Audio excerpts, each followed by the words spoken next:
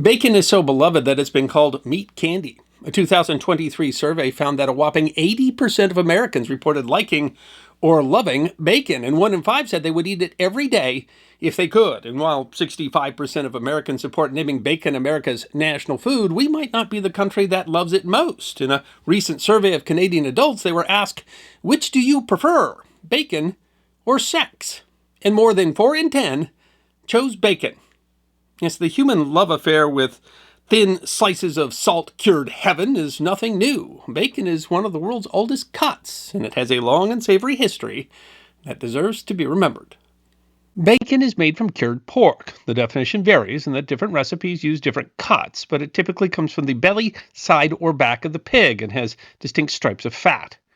The exact origin of bacon is unclear, as people have been hunting suids, that is, pigs, hogs, and boars, since long before recorded history, although zooarchaeologist Matt D. Price of Durham University noted in 2020 that wild boar are dangerous animals that Paleolithic peoples hunted infrequently for the first million years of human-suid contact. It was technological developments, the invention of projectile weapons, nets, and domestication of dogs that allowed humans to start more regularly using wild boars as a source of protein, somewhere between 14 and 12,000 years ago. Domestication of pigs followed around 9,000 years ago, although there was a period in between that Price calls close relationships with wild boar that might have included game management and included introducing wild boar to new locations. That is to say, people have been hunting and cooking pigs for a long time. It's unclear exactly when that pork started to become salt-cured. Salt curing or desiccating meat using salt to preserve it was used in Mesopotamia as early as 3000 BC, and bones indicate that pork was commonly eaten at the time. There are Chinese records of curing pork with salt dating as far back as 1500 BC, although the method could well have been used earlier, and large salt production might have begun in China in the first millennium BC. Among the traditional Chinese methods for curing pork is lap yuck, cured pork belly, which uses a complex curing process and might have been the first version of cured bacon. Salt curing may have reached the Greeks and Romans via Central Asia. A type of bacon called patasso was common in ancient Rome, made from pork belly boiled with figs and then browned and seasoned with a pepper sauce. Being relatively cheap and easy to make, it was a common food eaten by Roman peasants, along with staples like bread and cheese. The Romans carried pigs, and apparently the curing process, throughout the empire, and cured pork was a common food used by Roman legions. Italian cured meats, such as guanciale, made from pork jowl, and pancetta, made from pork belly, also might have origins in Roman times. It's unclear whether nitrates were being used. Nitrates have antibacterial properties, can occur in some salts. Meat salted with nitrates preserves its pink color. While the process of preservation with nitrates dates back as far as 3000 BC, it is generally difficult to tell if nitrates were used to preserve Roman pork, or whether Roman bacon was pink or gray. As pork was readily available, bacon was common in medieval Europe. The New World Encyclopedia notes that because bacon was cured and had a long shelf life, it was the first meat to become an important international trade commodity. The website Daily Meal writes that bacon and pork in general was the primary food source, particularly for lower-class families, thanks to its affordability and ease of production.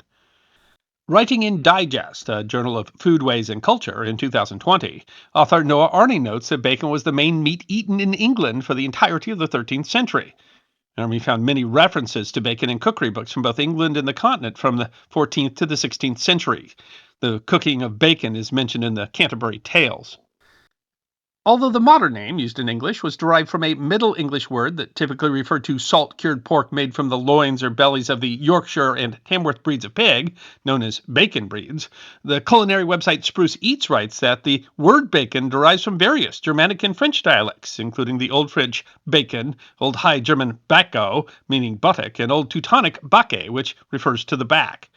The term variously meant all pork, all cured pork, or even, as the meat was such an essential part of the diet, a term that referred to a person. This might be the etymology of the term to save someone's bacon, meaning to save their person, although the term also might have referred to bacon being cured to last the winter or protecting the stored bacon from roving dogs. Spruce Eats notes that peasants also cooked with bacon fat, and chewing on preserved bacon might have been the origin of the term to chew the fat, meaning to chat or gossip. Spruce Eats writes about the etymology of another common term. In the 12th century, a church in the English town of Great Dunbow promised a side of bacon to any married man who could swear before the congregation and God that he had not quarreled with his wife for a year and a day.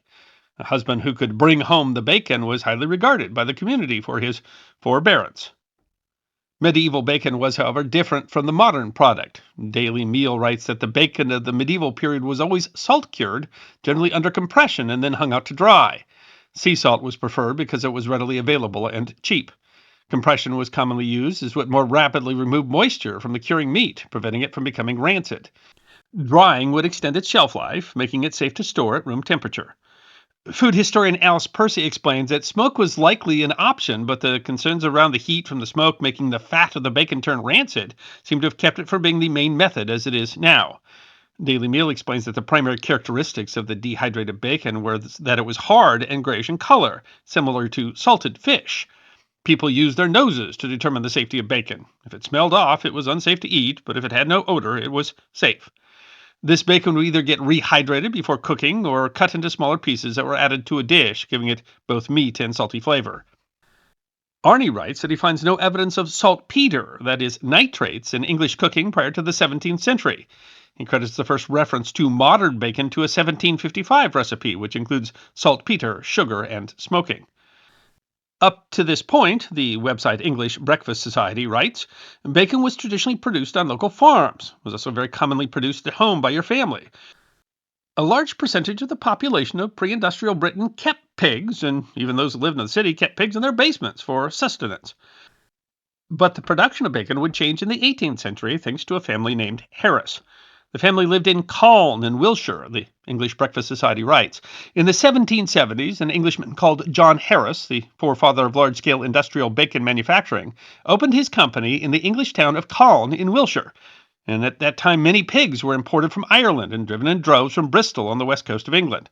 Wiltshire was a regular resting place for herds of swine and was thus assured of a constant supply of pigs for curing. John Harris opened the world's first commercial bacon processing plant in Wiltshire, a place considered by many to be the bacon capital of the world. Wiltshire had its own unique method of curing pork, which they achieved by curing 1/2 pork sides in a secret brine curing solution, a method which became known as the Wiltshire Cure. The Wiltshire Cure method produces a low-salt, sweet bacon that is sought after all over the world. The Independent reported in 2000 that originally commercially produced British bacon evolved from a method known as the Wiltshire Cure. It was developed in the late 18th century by a Wiltshire family called Harris. Using rooms chilled by ice, they discovered that they needed much less salt to cure their bacon and hams. Pigs weren't introduced to the Americas until Columbus. Spruce Eats writes, Queen Isabella sent 8 pigs to Cuba with Christopher Columbus, but the National Pork Board credits Spanish explorer Hernando de Soto as the father of the American pork industry. He brought 13 pigs to the shores of the New World in 1539, and within 3 years the herd had grown to 700. Wild pigs thrived in the Americas, and bacon became a staple source of food. The website of Georgia State University notes that according to Heather Arndt Anderson's study of breakfast, doctors in the 18th century often recommended bacon for breakfast, alongside oatmeal, porridge, fruit, buttered bread, and a hearty cup of coffee. In the American West, she writes, coffee, beans, cornbread, and bacon featured prominently. Bacon has thus been a part of the breakfast table for almost the entirety of recorded history. Bacon or salt pork, bacon cured with more salt to remain preserved longer, was part of the rations for both soldiers of the Continental Army and both Union and Confederate soldiers during the Civil War. As Americans moved west, they weren't just eating bacon, they were growing it. The website Family Tree notes, true mass production of bacon required mass quantities of pigs, which the American heartland was ideal suited to deliver. By the 1870s, Cincinnati was known as Porkopolis, and the meat-packing plants of Chicago were butchering more than 1 million pigs annually. Bacon got a big boost in America during the 20th century. Increased prosperity and better production methods were a boost to sales, but another boost came from Sigmund Freud's nephew, Edward Bernays. Marketing agency Braithwaite Communications writes that Bernays, dubbed the father of public relations, is a fascinating figure.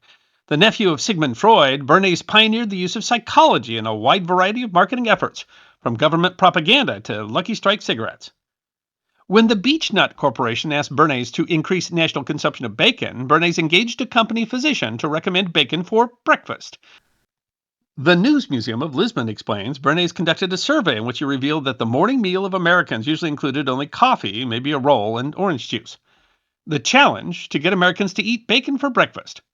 The Harvard Center for Health Incentives and Behavioral Economics wrote that Bernays went to a famous New York doctor and asked him, with a bit of a wink and a nudge, whether a hearty breakfast might be better for Americans than the paltry smattering of calories they were getting from coffee and cereal. The doctor said, sure, why not? The body loses a lot of calories during sleep, and jump-starting the morning with a bigger meal would help get people going. Bernays had his doctor write to 5,000 physicians, telling them essentially that the body lost energy during the night. Did they agree that eating a hearty breakfast would be a better way to recover? Barney's later said, obviously all of them, we got about 4,500 answers, all of them concurred. He publicized the results of his survey to newspapers throughout the country, each one adopting a variation of the same headline: 4,500 physicians urge Americans to eat heavy breakfasts to improve their health.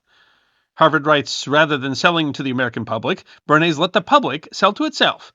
The idea that bacon and eggs is somehow good to eat first thing in the morning has been passed down through generations ever since.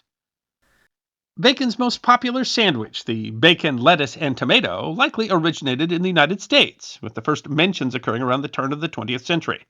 The sandwich grew in popularity in both diners, who likely developed the acronym BLT, and at home, as the expansion of the supermarket made the ingredients readily available. The BLT still regularly appears on lists of America's favorite sandwiches. Bacon also got a boost during the wars. Bacon was purchased in huge quantities and was such a part of the military ration that the United States Army haversack had a meat storage container that was called the Model 1916 Bacon Can. Indiana's ABC Eyewitness News writes that bacon played an important role during World War II and gained popularity as reasonably priced meat for families to eat on a regular basis. People returned the leftover bacon grease to their butcher, who in turn donated the bacon fat to the war effort. Yes, bacon fat was used to create bombs, gunpowder, and other explosives. Indiana's WKDO radio station notes that packages of pre-sliced bacon were first sold in the United States by Indianapolis-based Kingman and Company. But another company, Oscar Mayer, filed the patent and took the credit in 1924. The package got a change in 1973 when the United States Food and Drug Administration required bacon packages to have a transparent window in the back to allow customers to see how fatty the bacon is. In case you're wondering what makes bacon so special, comedian Jim Gaffigan quips that bacon is so good that other food is wrapped in bacon to make it taste better. Wisconsin Public Radio explains. Researchers at America's Test Kitchen did a deep dive into bacon and found it has to do with the fatty acids that the meat contains. When bacon is cooked, the cell membrane of the muscle tissue, which contain the fatty acids, disintegrate. That yields that bouquet of flavorful compounds that we love. Some of these compounds have sweet, nutty caramel notes, others have more grassy notes, and still others have that buttery flavor that seems to be a big key to loving bacon. One fan was the king himself. ABC 33 News in Youngstown, Pennsylvania writes that Elvis Presley was a huge fan of bacon, and a sandwich made with an entire loaf of bread, a jar of peanut butter, a jar of jelly, and a pound of bacon. While bacon, and pork generally, is not eaten in parts of the world, in others it maintains its popularity. But bacon means different things. Canadian bacon, for example, is cut from the loin, is more like ham, whereas English bacon comes from the back, making it leaner but less crispy. Australian bacon includes sections of the loin and the pork belly, making for a longer strip than American bacon. Thinly cut English bacon is called a rasher, whereas in the UK, the traditional American cut from the belly is called streaky bacon. Despite various health crazes and dietary changes, bacon remains astoundingly popular. In fact, the venerable cut of meat has had something of a renaissance lately that's been driven by social media and coined by the press as bacon fever. Now there's new bacon recipes. There's, of course, all these new carnivore, meat-based fad diets and increasingly complex Bloody Mary mixes. There's also this new craze for the sweet and savory that gives us things like ice cream with bacon and chocolate-covered bacon and donuts. You can join one of many Bacon of the Month clubs, or even join Sizzle, which is a dating app for people who love bacon.